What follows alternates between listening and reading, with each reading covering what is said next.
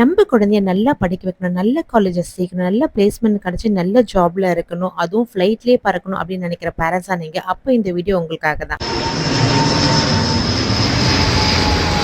அப்ப நீங்க வர வேண்டிய இடம் ரெமோ இன்டர்நேஷனல் காலேஜ். இது வந்து ஒரு இன்டர்நேஷனல் ஏவியேஷன் காலேஜ்.